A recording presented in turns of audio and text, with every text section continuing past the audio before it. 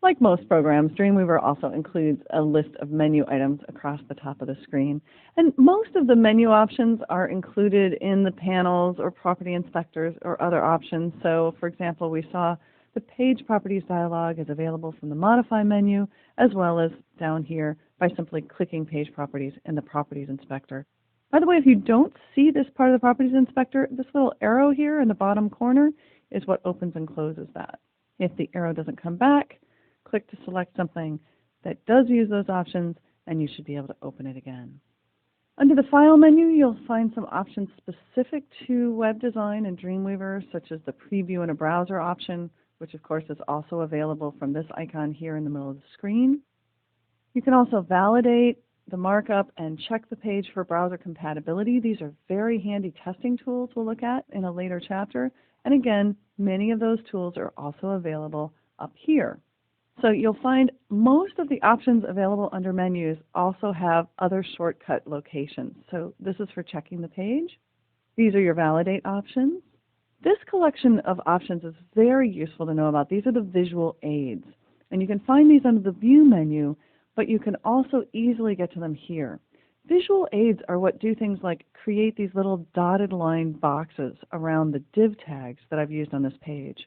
So if I get rid of the CSS layout outlines by selecting and deselecting that option, you see those boxes disappear. I find those visual aids incredibly helpful while I'm working. So I tend to keep those on all the time I'm working in Dreamweaver. But you can always turn on or off just the ones you need, and you can always hide all of them and bring them all back. And there's a nice key command here, Control-Shift-I, so that you can remove all of them, see better what your design looks like, and then put them all back at once.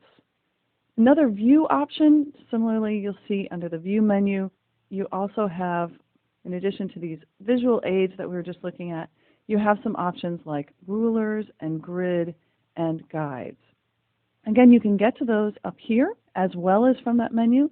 So if you like having a ruler at the top of the screen, you can make that visible. If you prefer to have a grid on the screen, you can use that for layout assistance. Or again, you can turn those off as you see fit. Guides, by the way, work much like they do if you're familiar with Photoshop. You can click and drag from the ruler and bring guides into the page. Very handy for lining things up and making sure that your elements appear the way you want them to. Drag them to the edge of the screen, and again, much like Photoshop, they disappear. One other very important collection of tools in the menu is under the Window menu option. This is where you can open and close many other tools in the program. So these panels over here on the right are all available from this Windows menu. And even more than just the panels here, there are many others if you're working with databases, if you want to bring up the History panel, for example. When you select it there, it automatically opens in this panel collection. And again, just as you saw earlier, you can click and drag and have these float, and you can close them again by simply selecting them again from the Window menu.